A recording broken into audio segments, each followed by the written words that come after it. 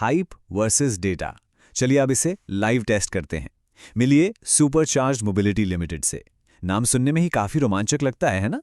EV charging, green energy और भारत का भविष्य। लेकिन याद रखिए, सिर्फ हाइप से पैसा नहीं बनता। पैसा हमेशा डेटा से बनता है। आइए इसे ब्रेक डाउन करते हैं। आईपीओ इन्वेस्टिंग का सबसे पहला नियम क्या है? कभी भी पहले अवसर मत तलाशिए, बल्कि सबसे पहले यह देखिए कि निवेश किया गया पैसा कौन बर्बाद कर सकता है।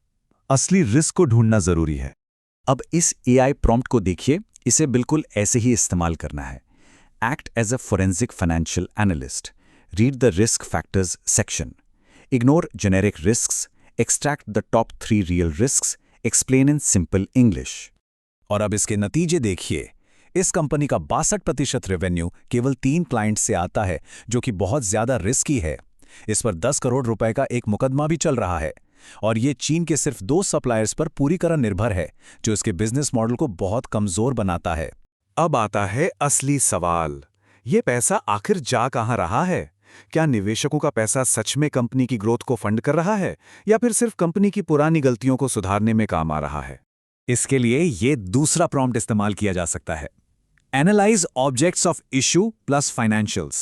Show how much money goes to debt versus growth. Summarize profit trends. और एआई के नतीजे साफ बताते हैं, 45% पैसा तो सिर्फ पुराना कर्ज चुकाने में जा रहा है।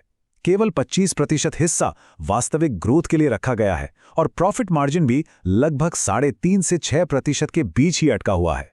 ये बहुत बड़ी बात है। इसका मतलब है कि यहां कंपनी के विस्तार में निवेश नहीं हो रहा है, बल्कि कंपनी की पुरानी समस्याओं और गलतियों को साफ करने के लिए फंडिंग दी जा रही है। तो चलिए ये बात बिल्कुल साफ कर देते हैं। एआई किसी को भी रातों रात अमीर नहीं बनाने वाला है, लेकिन हां, ये बेवकूफी भरे वित्तीय फैसले लेने से जरूर रोकेगा। एआई सिर्फ दस्तावेज पढ़ता है, और एक समझदार निवेशक उन सिग्नल्स को पढ़ता है।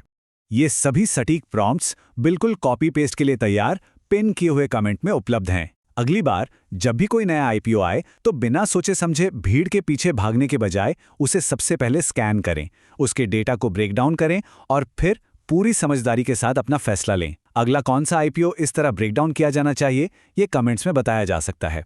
जाने से पहले इस एक बात पर जरूर विचार करें, क्या अगला बड़ा आईपीओ वास्तव में कोई शानदार अवसर है, या फिर सिर्फ एक बहुत अच्छी तरह से मार्केट किया गया जाल।